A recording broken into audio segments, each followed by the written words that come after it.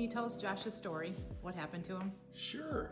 Almost 4 years ago, April 11th, 2021, and Josh was going to school at Carbondale for an aviation degree, and he was out on his motorcycle taking a Sunday afternoon drive, and someone in an SUV turned in front of him, and when they saw him, they stopped right in the road, and Josh was doing the speed limit. Unfortunately, that was 55 miles an hour, and he didn't have any way to avoid the accident, and he hit, and it was very severe.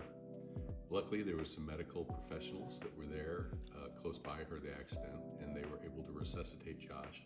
He was wearing a helmet, but it didn't help at that velocity, and it was just a really severe accident. Josh was taken to Carbondale Hospital, and then they airlifted him to Barnes Hospital in St. Louis, where we live.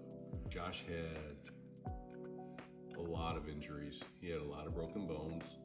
He had tib-fib fracture. He had broken wrist. He had a punctured lung, broken clavicle. He had a broken scapula. And worst of all, he had a very severe traumatic brain injury, which was caused by dissected carotid arteries.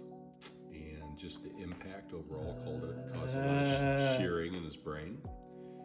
And he spent about 10 months total in the hospital.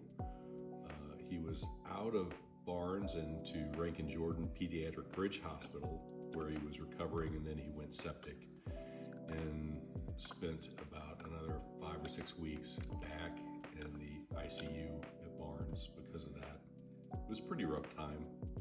Later, Josh came home, and he's been here ever since. He's been doing great.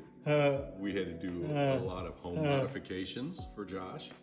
We installed an elevator. We made basically the whole top floor of our home, where his room was, into a therapeutic area. And so Josh gets to stay in his original room, and he's got a lot of area up there for therapies.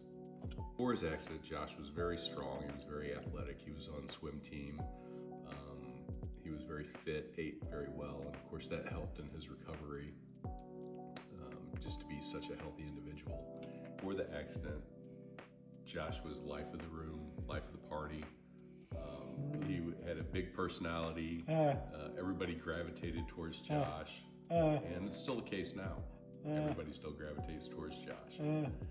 We know that every brain injury is different, and so we can't really tell, or nobody can tell us really, how far Josh is going to come in his recovery, and is he going to walk, talk, and be his old self again, and all of that. And he's going to just keep going along as far as he can.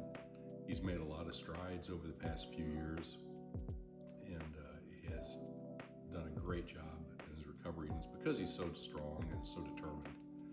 And it's also because of all the prayers and the well wishes we get on our TikTok page.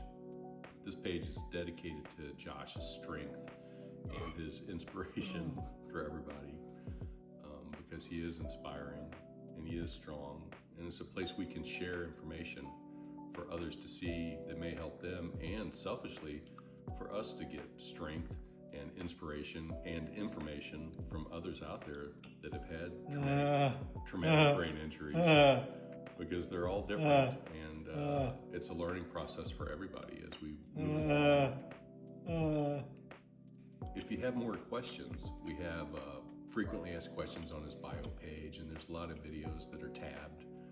We want to just thank everybody for following Josh's page. It gives us a lot of inspiration, and it's a wonderful community of people who are caregivers or have traumatic brain injuries themselves, medical professionals, and the fact that people are just drawn to Josh, and he makes him feel better with his laugh and his smile, and we enjoy that.